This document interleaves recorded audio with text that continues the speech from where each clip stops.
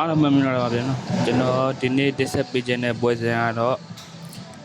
ဒီဘက်ပရီးမီးယားလိရဲ့ပွဲစဉ်35ပွဲမြောက်ပွဲစဉ်ဖြစ်တဲ့ဘရာဖိုတင်နဲ့ United တင်တွေပွဲစဉ်ပေါ့ဗျာပွဲချိန်ကတော့ခုညမြန်မာစံတော်ချိန်9နာရီခွဲမလေးရှားစံတော်ချိန်9နာရီမှာရှင်ပြန်ရတဲ့ပွဲစဉ်ပေါ့ဗျာဒီပွဲစဉ်ကတော့ဘရာဖိုရဲ့အိမ်ကွဲမှာတော့ရှင်ပြန်ရတာမှာဖြစ်ပါတယ်နှစ်သိန်းရဲ့ရက်တင်မှုဇရာချင်းနဲ့ဆိုတော့ပြင်ဗရက်ဖို့ကအဆင့်7နံပါတ်တည်နေပြီးတော့ United တင်ကအဆင့်15နံပါတ်တည်နေရဖြစ်ပါတယ်။ဗရက်ဖို့တင်ကအိမ်ဘက်မှာလည်းဖြစ်တဲ့အတွက်အဘောအသင်းနေတဲ့မတ်သိမကွာတော့ကြောင့်2မှတ်လောက်ပဲကွာတဲ့အနေထားကြောင့် United တင်အတွက်တော့တော်တော်ခက်ခဲမဲ့ပွဲတစ်ပွဲဖြစ်လာနိုင်ပါတယ်။ United တင်နေရလဲဒီပွဲပြီးရင်ယူပါလီစင်ဗက်ဒူပြကျော်ပွဲဖြစ်ဒီဘောက်တင်ကိုအိမ်ဘက်မှာလက်ခံရှင်မဲ့ကစားမှာဖြစ်တဲ့အတွက်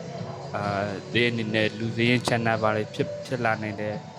အနေထားရှိပါတယ်လူစင်းနဲ့အပြည့်မထိုးတော့ဘူးကျွန်တော်ထင်တယ်ဒါပေမဲ့ဘလိုနည်းနဲ့ဆို United အနေနဲ့ဒီပွဲမှာလည်း